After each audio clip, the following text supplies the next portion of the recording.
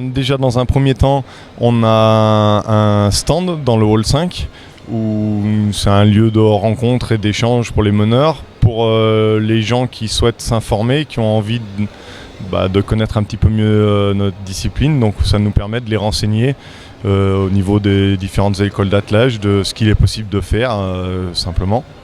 Et puis les meneurs aiment bien se retrouver autour, ça permet de discuter, c'est sympa, on n'a pas forcément le temps pendant la saison de concours et tout ça.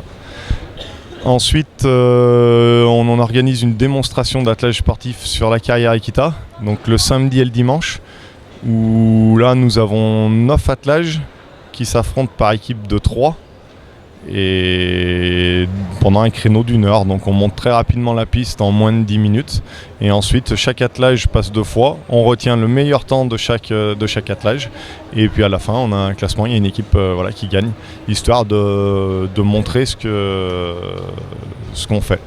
Voilà, donc c'est un petit peu le même principe que la Coupe du Monde, c'est-à-dire que c'est un obstacle de marathon avec quelques portes de mania autour, voilà.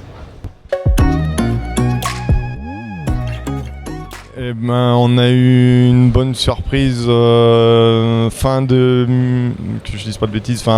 dernière, quand on nous a dit qu'éventuellement ils allaient peut-être organiser la Coupe du Monde.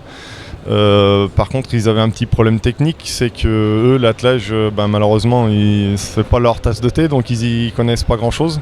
Donc ils avaient besoin d'un support technique sur place. Donc naturellement ils étaient contents des prestations qu'on faisait sur la carrière Equita, donc du coup ils nous ont demandé si on pouvait les aider dans cette démarche. Et donc là pour l'étape Coupe du Monde aujourd'hui, il y a 20 bénévoles de l'association qui œuvrent pour monter les obstacles, démonter la piste, voilà. Et plus après, moi je suis assistant du chef de piste et on prépare ça en amont depuis de longs mois. Voilà, toutes les questions techniques en général elles passent par moi et après si j'ai pas la réponse, ils demandent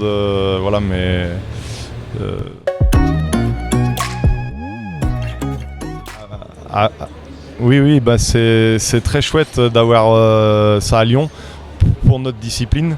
Il y a peu d'étapes Coupe du Monde Indoor. On a la chance d'en avoir 2 en France. Bon, il y en a une à Bordeaux, la finale se déroule à Bordeaux. C'est vrai que faut y aller, c'est pas forcément la porte à côté.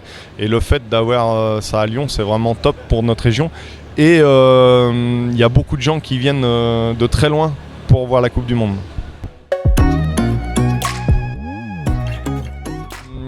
J'ai envie de dire 2 moments forts.